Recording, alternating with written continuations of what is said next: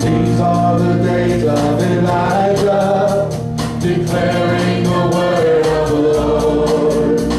And these are the days of your servant Moses, righteousness being restored.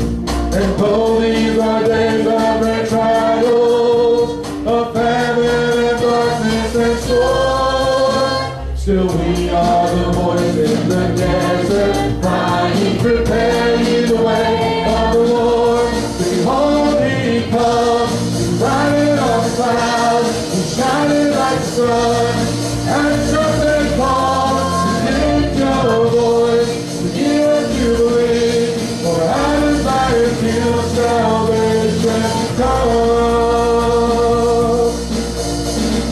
These are the days of Ezekiel, and dragons becoming as flesh.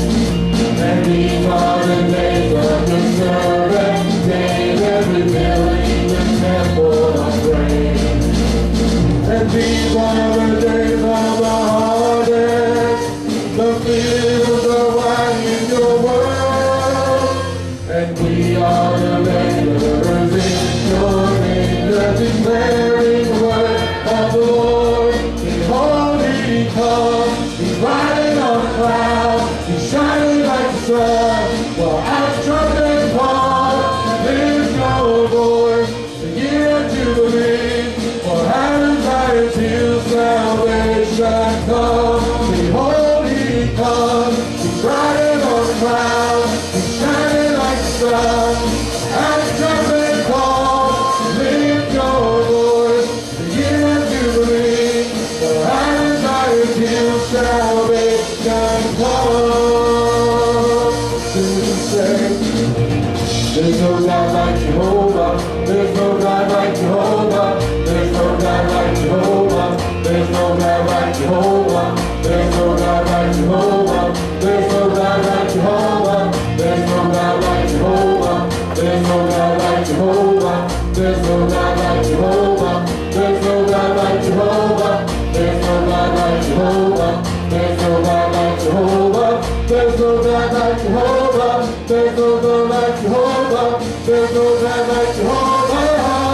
Behold, he comes, he's riding on a cloud, he's shining like the sun, while at the trumpet call, lift your voice, the year of Jubilee, for out of Zion till salvation comes. Behold, he comes, he's riding on a cloud, he's shining like the sun, at the trumpet call, just lift your voice, the year of Jubilee, for out of Zion till salvation comes. Behold, he comes, he's riding on the cloud, he's shining like the sun, for out of trumpet call, just lift your voice, the year of Jubilee, for out of Zion till salvation comes. Just lift your voice, it's the year of Jubilee, for out of Zion till salvation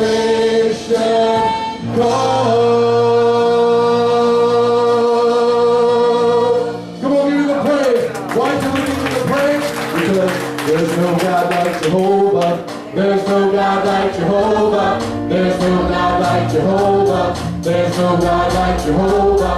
There's no God like Jehovah. There's no God like Jehovah. There's no God like Jehovah. There's no God like Jehovah. There's no God like Jehovah. There's no God like Jehovah. There's no God like Jehovah. There's no God like Jehovah. There's no God like Jehovah. There's no God like Jehovah. There's no God like Jehovah. Behold, he comes. He's riding on the clouds. He's shining like the sun. Well, at the trumpet call, just lift your voice. It's the year of Jubilee. For out of Zion till salvation comes. Behold, he comes. He's riding on the clouds. He's rising like the sun. Well, at the trumpet call, just lift your voice. It's the year of Jubilee. For out of Zion's hill, salvation comes. Go give the Lord Jesus praise and shout of praise in this place. Blessed be your name. Through you, I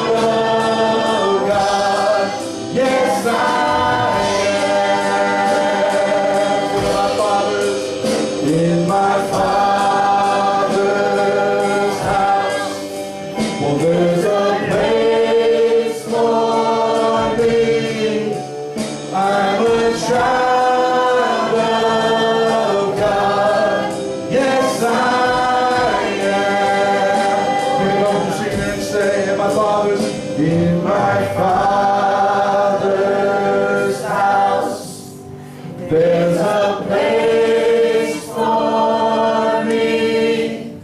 I'm a child of God.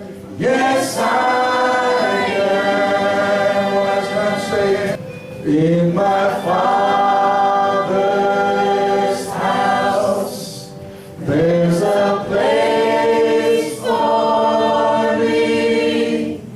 I'm a child of God. Yes, I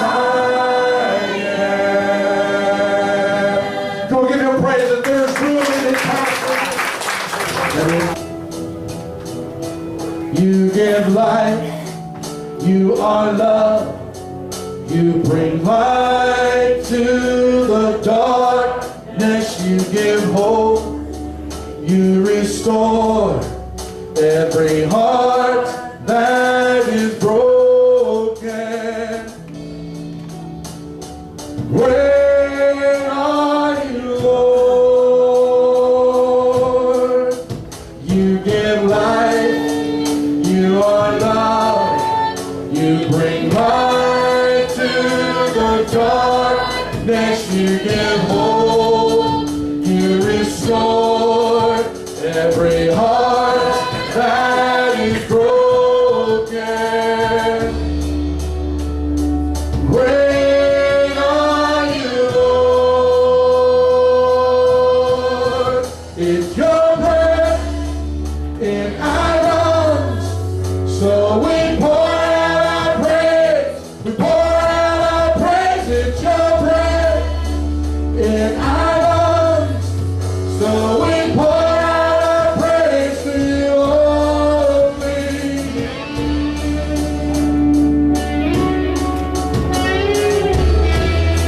So you give life. You give life. You are love. You bring light to the darkness. You give hope. You restore every heart that is broken. Great are you, Lord. It's your breath in our lungs, so we pour out our praise. We pour out our praise. It's your breath in our lungs, so we pour out our praise to you only. It's your breath in our lungs, so we pour out our praise. We pour out our praise. It's your breath in our lungs, so we pour out our praise to you only.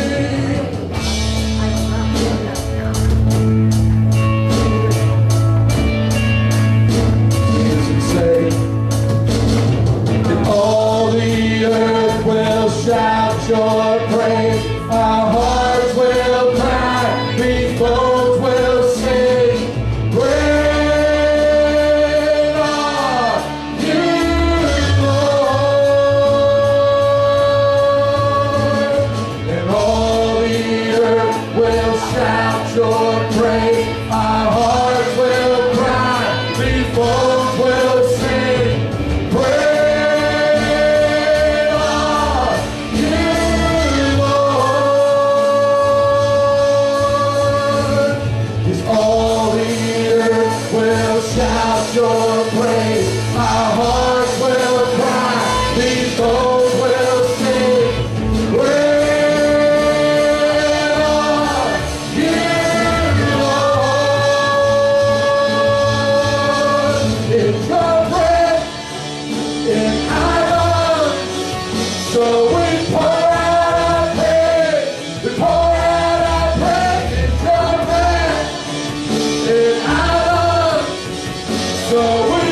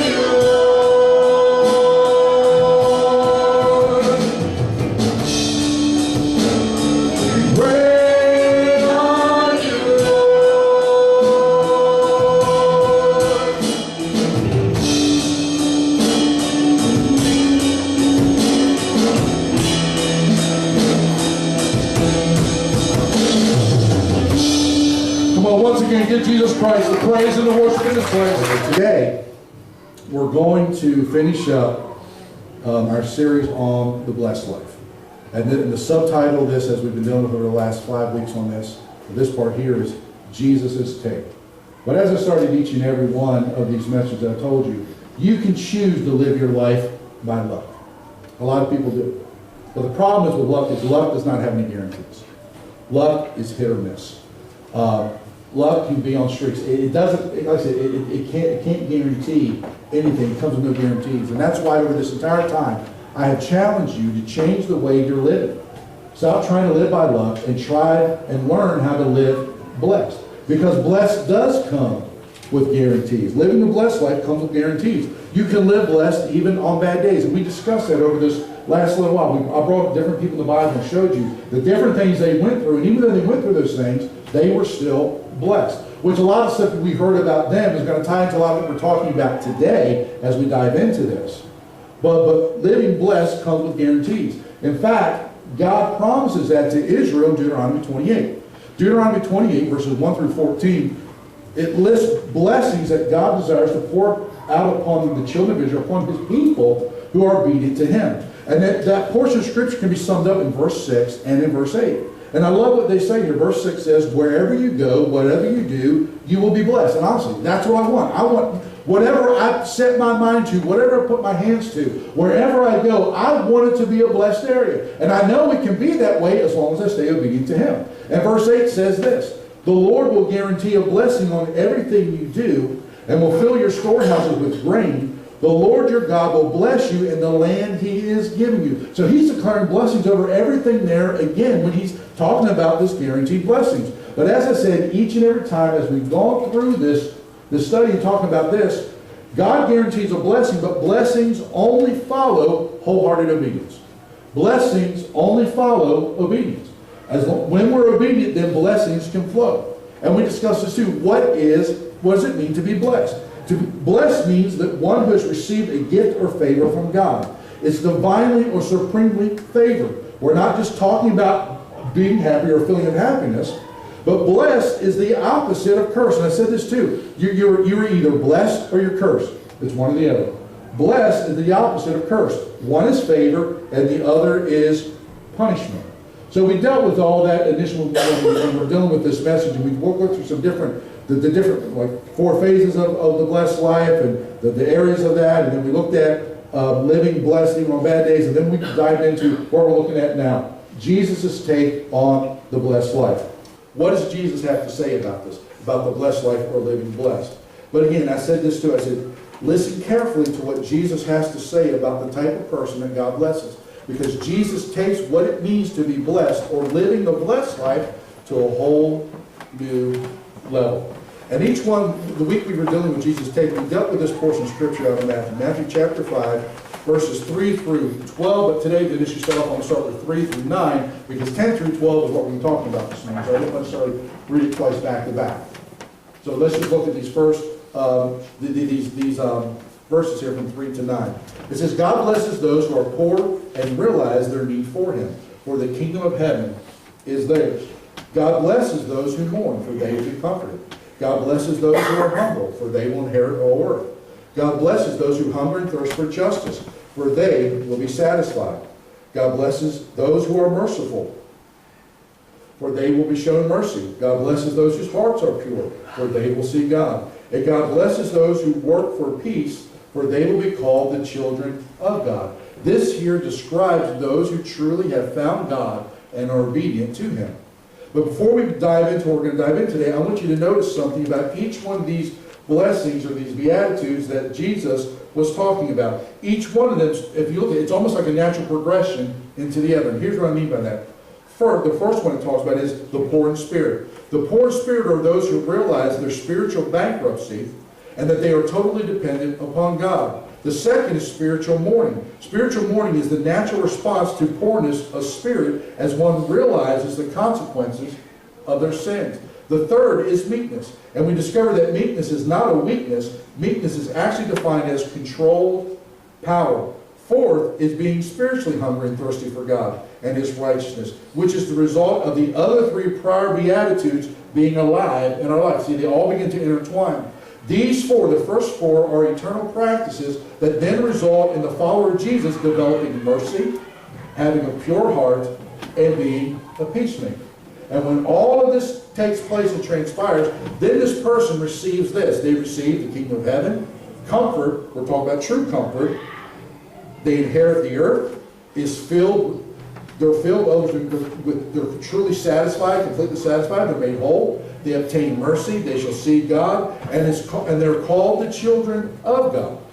But as we get ready to dive into these ones today, I want you to notice and see what happens and realize what happens when all of these become active and all of these become noticeable to those around us.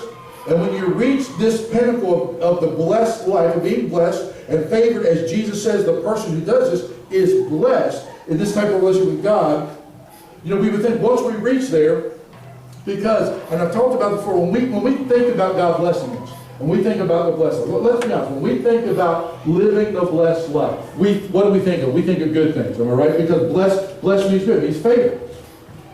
It means favor, am I right? Blessed means favor. So when we think of someone showing us favor, in our natural mind, when we think of an individual showing us favor, we think that they have our back. In other words, when the rubber meets the road, they're there. And that's true. But many times we always want to look at it to the positive side, saying, well, that means once we reach this place, that means everything's going to go well. And that's why I was telling you, when we dealt with those three messages on living blessed on bad days that I brought out to you, Joseph, Job, and David, these are three men that were highly blessed of God. But man, they went through some mess. There were some things that happened in their life. Some of David's stuff was self-inflicted, but a lot of most of Job's wasn't. And Joseph, same thing. And many times when we think of the blessed life, we think it's smooth sailing. And when Jesus, He lists all this stuff, then all of a sudden, He says this in verse 10. God blesses those who are persecuted for doing right, for the kingdom of heaven is theirs. A lot of times people say, whoa, hold on a second, God. If I'm doing right, then good things should happen. Am I right? That's how we think. If I'm doing right, then good things should happen. Good things should be taking place when I'm doing right. But He says there, God blesses those who are persecuted for doing right, for the kingdom of heaven is theirs. In other words, He's saying, even though you do right, persecution is going to come. Hence why I was telling you about you can live blessed on bad days. And I brought up Joseph, Job, and David. And there are some others I could bring in the Bible. Just because we're living blessed doesn't mean things are going to be easy. And listen what else He says. He says, God blesses you when people mock you and persecute you and lie about you and say all sorts of evil things against you because you are my followers. But then listen what He says. Be happy about it. Be very glad, for a great reward awaits you in heaven. And remember, the ancient prophets were persecuted in the same way. Persecution comes. He's saying persecution comes. And the reason we get here is the reason why it comes is because you're doing what is right and being a follower of Jesus. Doesn't seem to make a lot of sense, does it? Because, you know, when we talk about being a follower of Jesus, if we're a true follower of Jesus, again, why are we blessed? Why are we blessed? Remember? We are blessed to be a blessing. The blessed life is not about for you to sit back and say, okay, God, let it come. Let it come. Build up the bank account, give me the cars, give me the house, give me the peeps. You know, come on. Just let it come. The blessed life isn't about it, even though it can flow like that, but it's to flow through you. It's not just to flow to you and that's it. It's supposed to flow through you. You're blessed to be a blessing. But too many times we think that that's what we're supposed to do. Or that's how we perceive it. But persecution comes and says that it doesn't make sense. You know, if we're doing what's good, especially being a follower of Jesus, we're doing this stuff, you know, where we're treating people the way they should be treated, where we're treating, again, if we're a true follower of Jesus, we should be treating people with love. with respect, with honor. Fact is, I'm going to blow your mind a little bit later on in the service about some stuff I'm going to talk about, which honestly, as believers, it's going to be, it's tough for us to do, but again, we'll get there. I won't get ahead of myself, but God says we're blessed when people, we're blessed. God blesses us when people mock us and persecute us and say all things because we're a follower of Jesus. But then he says, be happy about it. Be very glad. Well, it's a persecution comes. Why? Because we're doing what's right. Like I said, to me, it seems messed up. It really does. But that's the way it works. But it's true. But let me tell you why all this happens. Because here's what happens. As you follow Jesus Christ, and as the evidence of Him living in you becomes evident to other people around you, there are two things, there's two ways that people will react. There are two ways. The first way is this. They will see the error of their ways, and that will lead them to repentance, and they too will become a follower of Jesus Christ. Or number two, they don't like being reminded of their errors and trouble. They don't remember everything, and the trouble results from. In other words, all of a sudden now, because you reminded them that,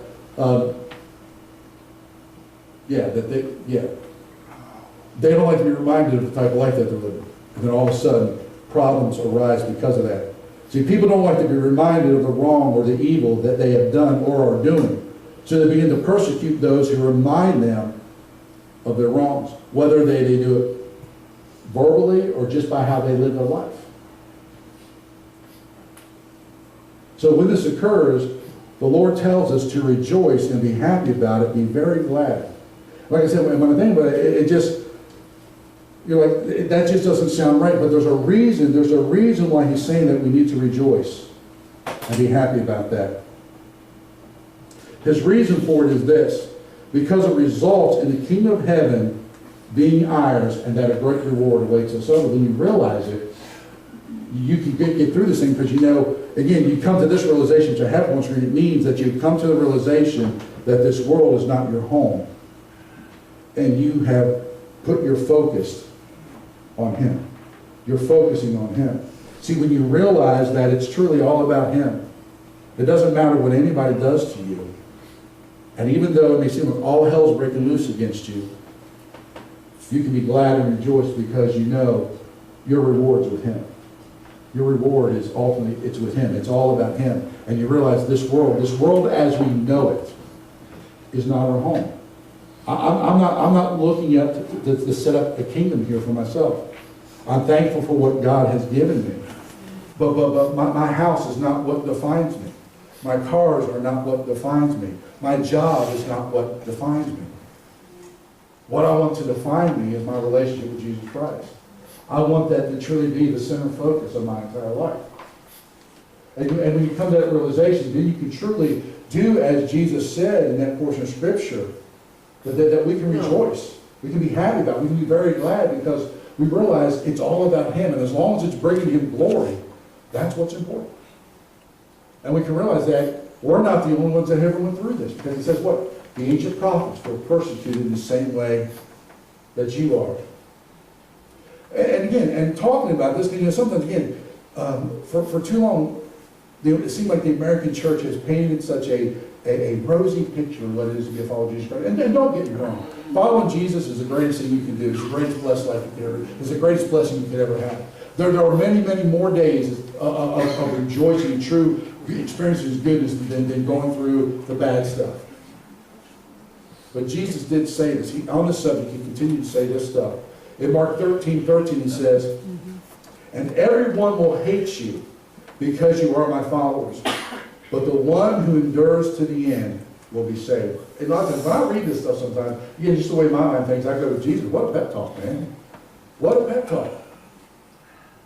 Oh yeah, sign me up. Because I'm telling you, who in here, if you know something's really tough, and there's really something really hard laying ahead, something that could very well cause you pain and anguish and everything else, you're saying, I'm in for it. I'm signed up.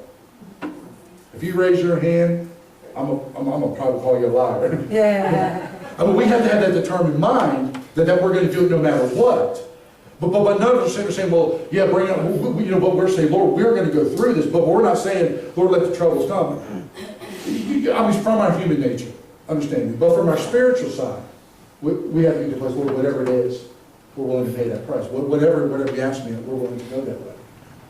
We're willing to pay that price. But Jesus says, the other one hates you will follow me, but he who endures to the end will be saved. And then he says this in John 15:18, he says, if the world hates you, remember that it hated me first. Understand, you're not going through this alone. You're not going through this alone at all. He is with you. He's telling you this ahead of time. So when we go out and all of a sudden it seems like, most of us, when someone just looks at us funny, we want to get upset until God strikes them dead. Or say a word against us. Lord, you see how my boss has treated me, or how this person said this to me, or whatever. I mean, mellow out, man. Get your eyes focused on him. Because Jesus says, if the world hates you, remember that it hated him first. Because again, most people in the world don't care if you talk about God. Because God can be anything to anybody. But when you mention the name of Jesus, it's amazing when you mention the name of Jesus. At the General Assembly, at the Maryland General Assembly, they have people pray every day. They can talk, in their prayers, they can talk about God all they want, as long as they don't mention the name Jesus.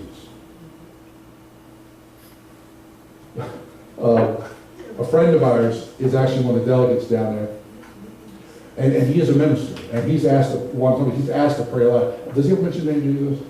No, he hasn't mentioned it, but I'll tell you, to ask a guy who talks about Jesus a lot, to get up and pray without mentioning the name of Jesus, I don't know how in the world he's able to do that. But Juan's boss was saying that he's saying in the name of your son. In the name of your son, so you just can't mention the name Jesus. But her boss was saying, he says, I'm going to sort of sneak in a name. What did he say, the phrase he said we could use? The long-haired dude. The long-haired dude. That was 2,000, that was 2,000 years ago or something like that. But again, people don't care if you talk about God. It's all when it comes down to Jesus. Then all of a sudden, it seems like hate just seems to well up. But like I said, Jesus has taken this thing to a whole new level. He's talking about God blesses you when you're persecuted for doing right. We're blessed for being persecuted. But again, it's hindered on if we're doing what's right. If we're truly happy because we're his followers. It's evident that we're his followers. Many of us, unfortunately, when things happen to us, when people come against us, how many times is it really because we're a follower of Jesus, or because, I'm going to use one of my favorite words that Will knows I like to use, or is it because you really deserve it? You know what I mean? You did something wrong, and then all of a sudden now you want to be shocked that somebody said something. Don't judge me, I'll shut up. But this is talking about doing what's right and suffering for it. Truly being his follower and suffering for it. Hey, if you do something wrong and something happens, don't be surprised. Don't be shocked. It's like, for instance, I will tell you right off the bat, I speed. Okay? I drive fast. I drive what I call the allowable speed limit. I know in the state of Maryland, if I get on a highway, I can drive 10 miles over the speed limit. And 99.9% of the time, they will not mess with me. I know if I go to Delaware and try that, I will get pulled over. First off, because I'm an out-of-state driver, but they hardly. You go to some of these small towns in Delaware, you drive 1 mile speed limit, they're going to pull you over. We've been in some of those towns. So when I'm in those towns, you know what I do? I drive speed limit. Because if I don't, I'm not surprised when I get pulled over. Because I know better. It's like if I know I go cruising down 95, when it's 65 and I'm doing 85 and I get pulled over, I'm not shocked because I'm driving above the allowable speed limit. You know, that's what I did there, huh? So if I'm doing something wrong and I get punished for it, it's not their fault. It's my fault. But this isn't what it's talking about here. This is talking about when you're doing everything that's right and it happens, don't get upset. Also, rejoice about it. Rejoice. Be happy about it. But now Jesus, like I said, he takes us to a whole new level. Then he says this, to even jump it up even more to another level. In the same chapter of Matthew, you go down almost to the end of the chapter. Starting at verse 43. Listen to what he says. And then I said something about this not too long ago. You have heard the law that says, love your neighbors and hate your enemy. Don't read ahead, just stop right there. Don't read ahead, okay? I know it's up there, but don't read ahead. I'm trying to stop right there. Most of us don't have a problem with that. Because naturally, because again, people are good to us. What are we in return? We're good to them. If they love us, we love them. If they don't like us, we say, you know what? We can feel the same way about that too. You have heard the law that says, love your neighbor and hate your enemies. All of a sudden, he throws in a big 3-letter word. But. He says, but I say, love your enemies. And we may say, okay, all right, Lord, are you saying that I can do it from a distance? Because we try to figure out ways to, get around it or put distance where we can give lip service to it. We can make it appear that we're doing that. So, Lord, can I do this from a distance? Lord, I can love my enemies from a distance because I don't have to see them. So I can say I love them, but it doesn't stop there. Pray for those who persecute you. Well, what? He says, in that way you will be acting as true children of your Father in heaven, for he gives his sunlight to both the evil and the good, and he sends rain on the just and unjust alike. If you love only those who love you, what reward is it? What reward is there for that? Even corrupt tax collectors do that. If you're only kind to your friends, how are you any different than anyone else? Even pagans do that. He says, but you are to be perfect, even as your Father in heaven is perfect. In fact, even later on he says something to them in another portion, and do good to them. When they're in need, you help them out. Well, wait a second. I can do the distance thing, Lord, but again, he takes this whole thing to a whole new level. And I'm here to get honest. Is this describing you as a follower of Jesus Christ? People that you don't care for, people you know, who you are pretty sure are out to get you. Are you actively praying for them? And I'm not talking about you say, okay, Lord, you said pray for them. Lord,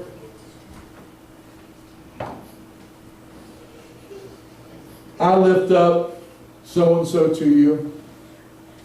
And if you see fit in your divine will, which I pray that is, because Lord, you said you would give me the desires of my heart. So I'm lifted up to you, Lord, right now. Just strike them. Oh, let your wrath come down upon them so they can see the errors of their ways. And Lord, I'll forever give you the praise and the glory and the honor. Yeah, we're praying for them, all right?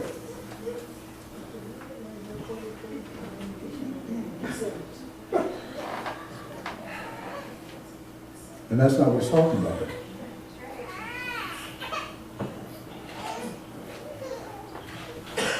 Because he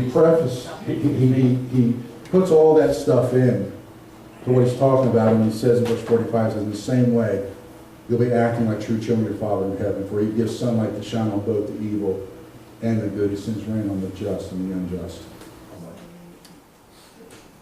See, God loves those who don't love him. There are many people hostile in this world towards him. And you know what? He loves them anyway.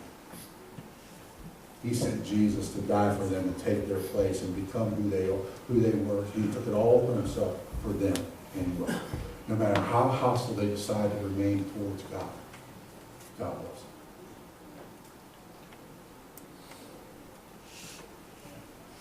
them. And honestly, I truly believe that when the day of judgment comes,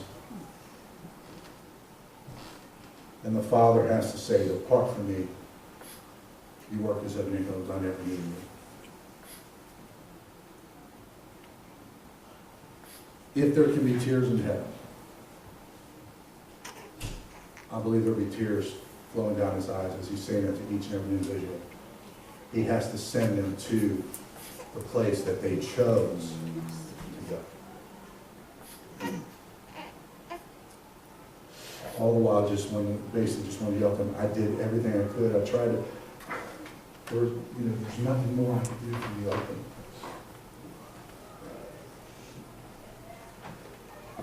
And so many times, because we may get our feelings hurt, we're ready for the wrath of God to come down. And we truly need to make sure we're taking on the heart of our Father. Because how do we become perfect like our Father in heaven? By taking on his heart and his attitudes as mentioned in the previous verses. By truly grabbing a hold of that and realizing, God, let me see people the way you see them.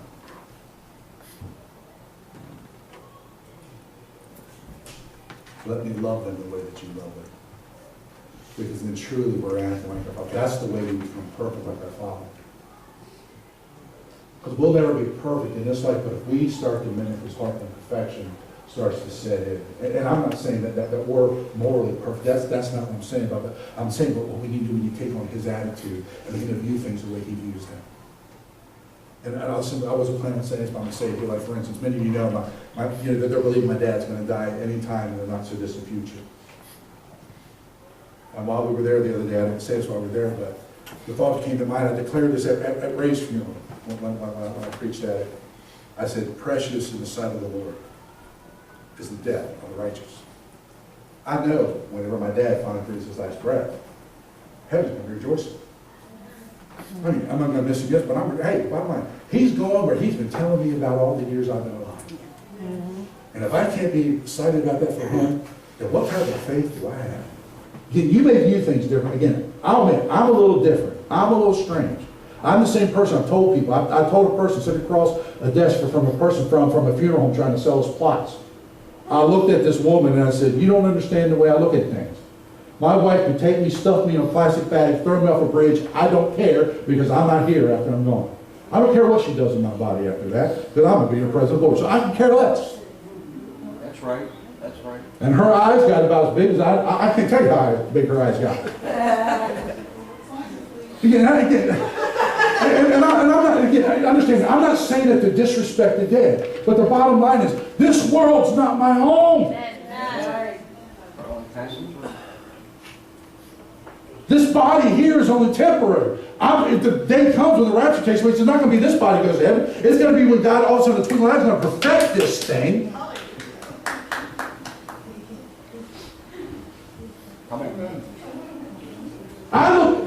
I look at things sometimes a little differently. But I'm looking forward to that. Hey, I don't want to rush to my death, understand me.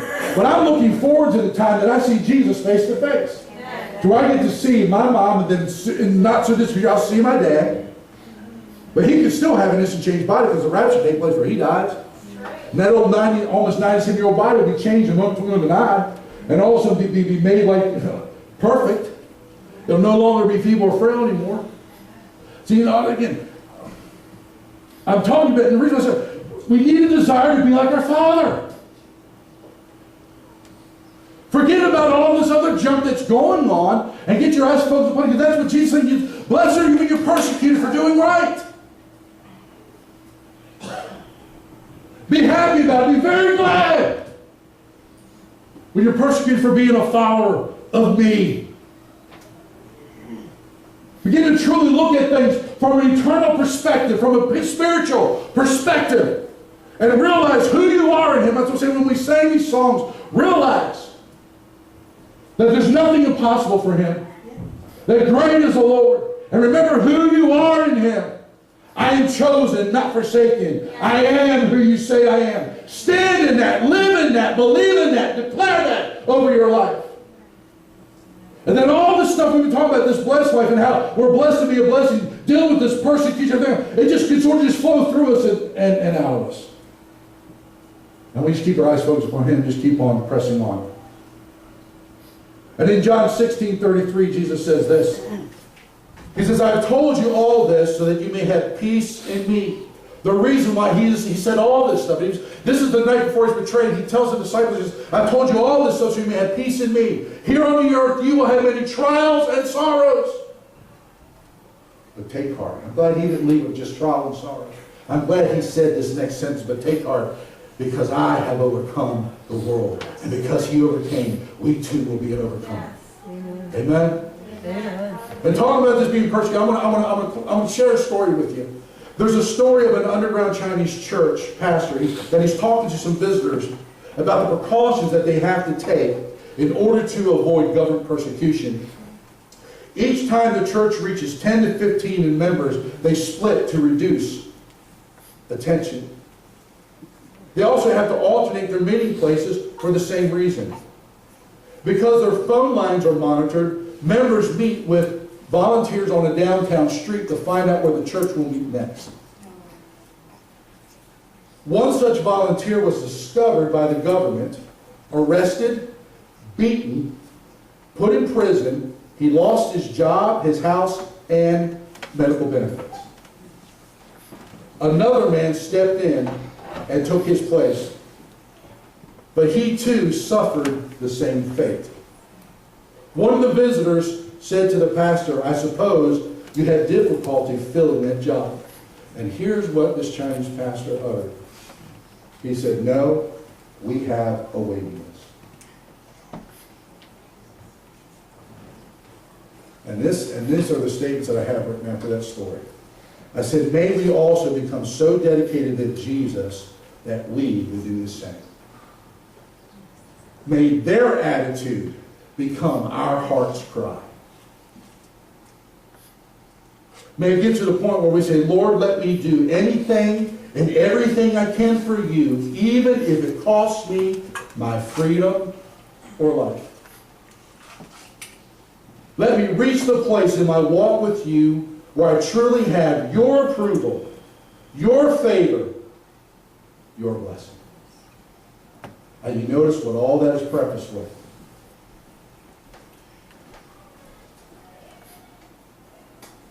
We want His approval, His favor, His blessing. May we get to a place that we become that way. Because Jesus said, blessed are you persecuted for doing what's right.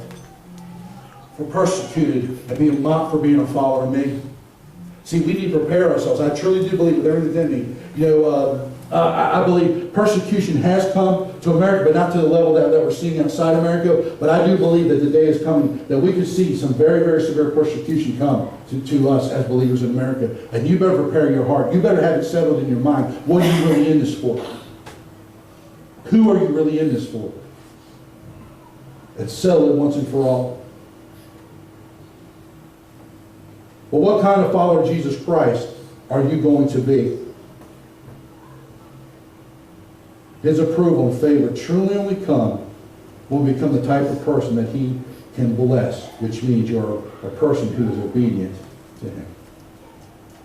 I said Jesus took all this stuff and He flipped it on its head when He begins to talk about persecution. Then, like I said, some of the last words He really ever speaks to the apostles.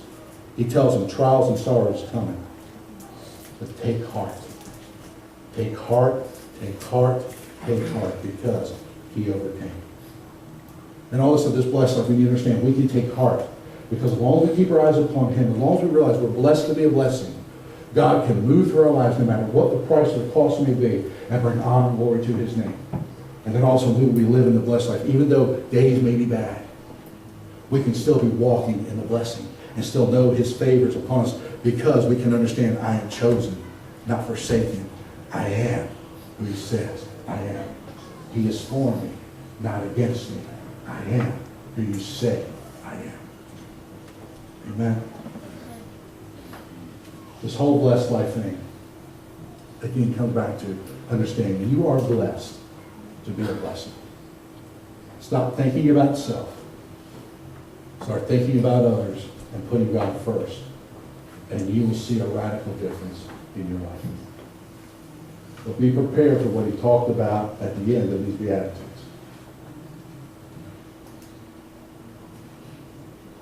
God is awesome. Amen. I'm going to ask our musicians to come.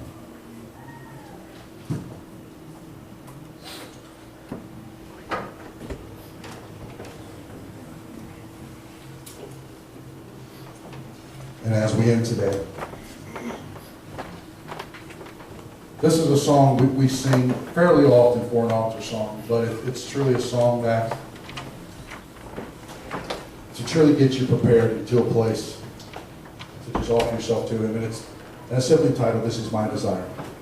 And I truly pray it is your desire, as the song says, to honor Him. That it's your desire for Him to use you. To truly let Him have control and you yield to Him every single bit of your heart. That with all your heart, you worship Him. That as it says, with all that I have within me, I give you praise. And that, Lord, that everything I adore is in you. Because it's truly only that completely sold out life to Him that's going to experience what I'm talking about over this last 3+ months. The blessed life. That's the only way you can truly be obedient. That's the only way you can truly be blessed. And be blessed to be a blessing. That's the only way you're going to get through a lot of the stuff we talked about during this time. It has to be with a mind that's made up and a heart that's sold out to Him. But no matter what, Lord, I'm yours. So I'm asking you to stand with us. And as we sing this song today, if you feel the Lord just speaking to your heart, that's the confession. Lord, what are you saying to me today? Oh, Spirit of God, what are you speaking to my heart today? Just let Him begin to talk. And as we sing, as He moves upon you, just step forward. Just begin to talk to Him. And if you need prayer, we want to pray for you. Because as you come up, I'm going to go to those our prayer warriors or Baptists, just need to come up, come behind them, and just hold them up in prayer. But I just want to share from the beginning. When persecution comes, that doesn't mean it's the end. Just get ready. Get your seatbelt buckled. Get ready for the ride. Just give God the glory. He says you're going to be blessed because of it. You're going to be blessed because of it. As great is your reward, you're going to be blessed because of it. So grab a hold of it. Be glad about it. Be very happy. Be very glad and happy. Rejoice in it. Because it's all about giving Him glory, honor, and praise. Amen. So as we sing this song, if the Lord speaks to your heart, we invite you to come forward and say, This is my desire.